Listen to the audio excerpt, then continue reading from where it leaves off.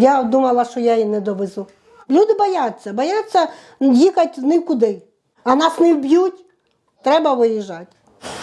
У мене зараз мрія, щоб була перемога, не мир. Родина Галини походить із Прикарпаття. Коли в лютому 2022 року Росія розпочала повномасштабне вторгнення в Україну, Галина та її 96-річна мати Софія вже тривалий час мешкали поблизу Нової Каховки Херсонської області, яка відтоді перебуває під російською окупацією. Завдяки Helping to Live Галина та Софія евакуювалися на підконтрольну Україні територію, де вони зараз перебувають у безпеці. З Нової Каховки, біля Нової Каховки, там у нас посілок Райське. Працювала. Я вже на пенсії, але ще працювала. В охороні, нічним охоронцем в магазині. З перших годин, у нас вже в 10 годин ранку, у нас вже танки стояли під магазином. У мене мама вже в такому віці, що я не могла. Ну і я не могла, бо хати. Діти виїхали, дома. Всі родні, брат у мене виїхав, діти виїхали. Мені треба було дивитися за хатами. Собачок, котиків жалко. Ну і не могла, звісно, заради що мами. 11 січня було 96 років.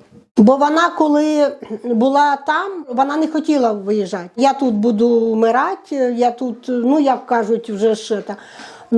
Я її вговарювала, кажу, мам, це треба, бо бачиш, коли вже підійшли вони до хат, до будинку, і вони стріляли у ці антени, що було раніше у нас Рубін, потім перейшло на Каховка.нет, вже перейшло, і залишилися такі, як тарілочки маленькі. І вони ходили, стріляли, думали, що це якийсь зв'язок. Передають щось там якесь. І вони ходили, во всіх стріляли. І воно вийшло, що мене вдома не було, а вона в вікні сиділа. І вони, можете представити, що вони просто стріляли, стріляли. Я прийшла, я бачила, що під каліткою, гильзи оці. І я прийшла, вона в хаті забилась і каже, приходили німці і стріляли. В мене не попали. Оце отак. Оце, що вона так трошки була, на цьому, що боялась, що а нас не вб'ють. Оце вона боялась. А так, трималася. Трималась, бо я казала, що ми їдемо до дітей, до внуків. Оце вона трималась. І я їй казала, мам, ми їдемо, бо вона ж бачила, що там ходять ті ж воєнні, і вона знала, що це русські. Вона ж бачила, вони ж там їздили в нас попід хатами на танках, ходили на машинах, бо вона бачила, біля нас жили вони. Вони почти в кожній хаті, вони там. Helping to Live допомагають українцям, які постраждали від російської воєнної агресії, евакуюватися у безпечне місце. Галина дізналася про Helping to Live від своїх дітей. В мене діти виїжджали так само, тільки вони ще виїжджали через Василівку. Тож у мене та невістка подзвонила одразу на Верещак. І ви знаєте, я вам скажу, що це було так швидко, десь години за 2 вже сказали нам, коли виїжджати. На який день, що ми згодні. І все. Оце так було швидко. І ми, можна сказати, 2-3 дні ми вже зібралися і ми виїхали. Страху в мене немає, я така людина, що я зовсім нічого не боюся в цьому житті. Просто не боюся. Я кажу, ще той не родився, що мене може напугати. Я нічого, не боюся. Одне, щоб довести, звісно, маму було. І за дітей переживала, бо вони в мене тут. У мене дочка, то вони в Польщі, а син і 4 дітей маленьких. Вони виїхали раніше, не півроку були теж в окупації. Виїхали, бо дітки. Я все боялася, щоб її довести, бо було погано. Вона так вроді крепенька така у мене мама, знаєте, вкачувалася. У нас не було русських паспортів, а це вони трошки, хто з русскими паспортами, це все робиться швидше. А чого ми проходили фільтрацію, бо в нас були українські паспорти. І вони одразу нас Ну, звісно, благодаря тому, що мама вже в такому віці, і вони, правда, не буду нічого казати, вони зразу побачили, тут почав дощик спускатися, вони, мол, давайте мол, бістріє, мол, бабушку. І отак, що я пройшла швиденько. Можна сказати, що я пройшла швиденько. Нас чекало вже там машини, ми зразу приїхали, перейшли, там трошки було пройти так, може, з кілометр. Ну, потихеньку з мамою йшли, то дійшли, ще чекали в маршрутці людей, ті, хто підходив. Складною не була, ми приїхали, перейшли тільки Колотіловку, там хлопці, ну, знаєте, як свої, звісно, наплакалися. Ну, бабушку, як побачили, там хлопці почали взагалі її обнімати, як ви дійшли. І, ну, як побачили вже в такому віці таку людину. Дуже нас прийняли зразу, там і чай, і кофе, і ну, всі, як то казав, і бутерброди, не буду нічого. Да, потім ми трошки ждали довгенько, бо з тої сторони почали дрони запускати, то ми чекали до темна. Ми виїхали вже з того міста ночі, можна сказати, бо ми в Сумах прибули в 3 часа ночі. Вже в Червоний Хрест, ну там ми ще побули ж. І вже в Червоний Хрест ми приїхали в 3 часа ночі. Теж так само. Накормили, не буду казати. Там дівчата взагалі над нами, як той казав, ми там пробули 2 ночі. А чого 2 ночі? Бо одну ніч ми повинні були їхати з поїздом до Києва, але нам сказали таку, як бабушка, ми заказали машину.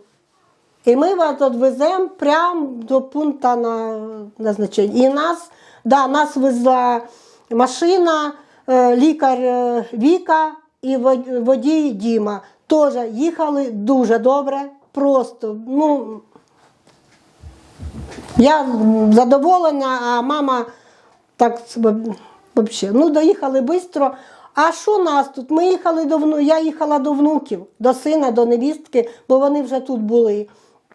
Теж вони виїхали, і ми отак. Ну, міняємо, звісно, житло. Одне, що, бачите, ми переїхали сюди, вже там було в нас міста мало, де були діти, ми сюди квартиру 3-кімнатну взяли, ну, вона продалася, і ми тепер обратно шукаємо. Людей дуже добрих багато, сказали, не переживайте, знайдемо, ми вас не залишимо.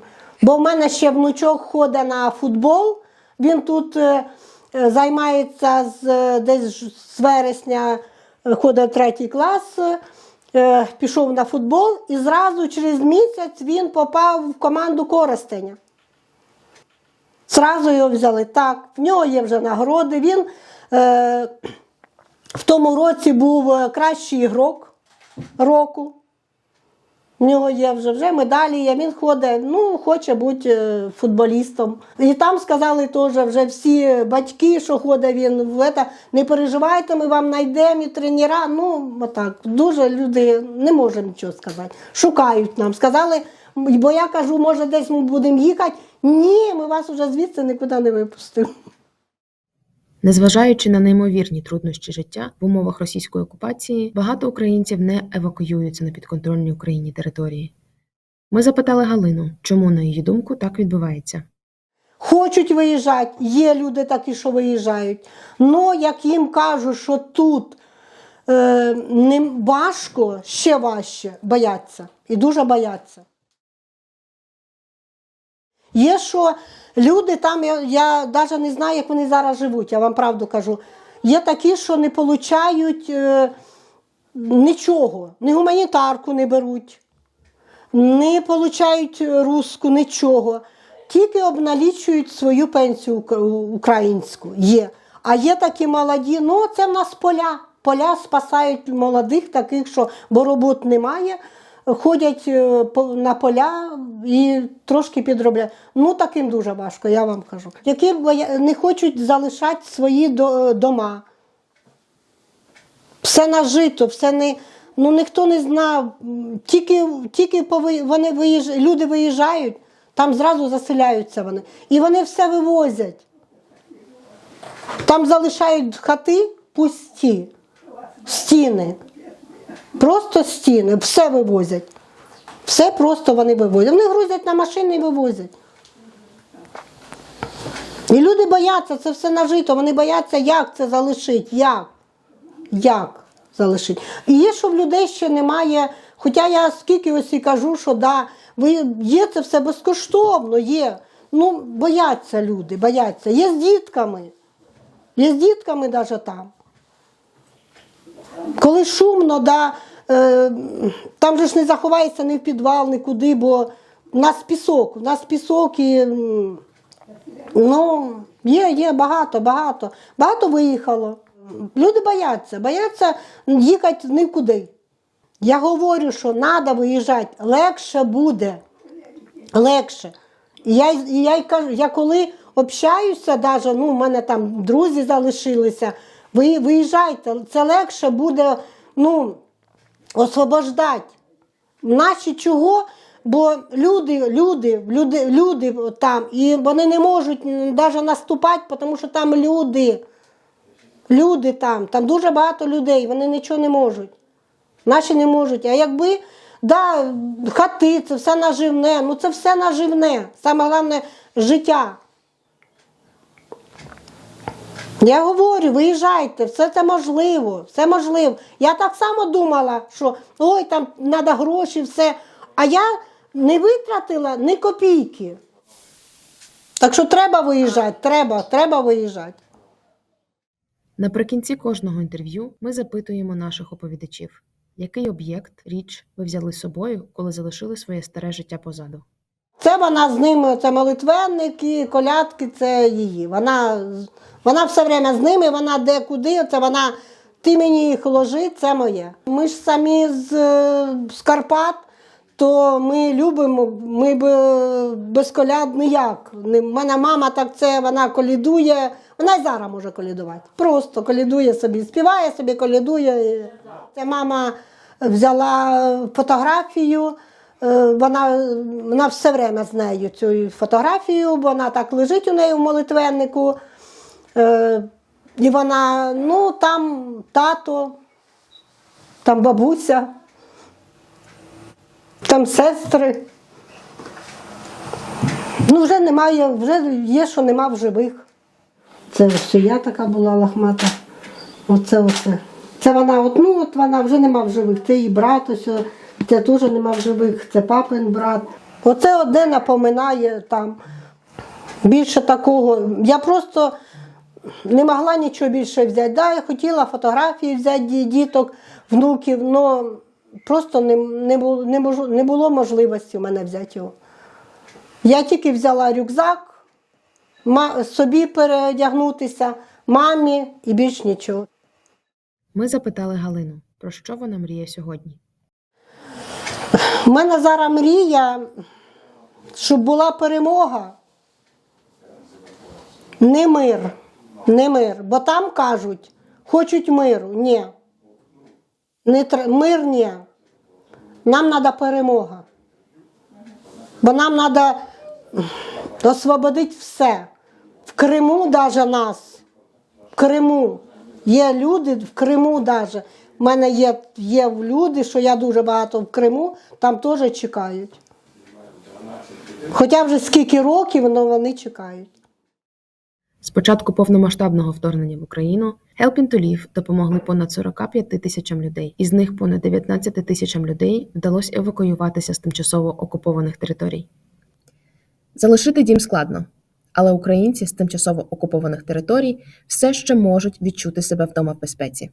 Їм просто потрібна підтримка. Стань підтримкою разом із Helping to Live.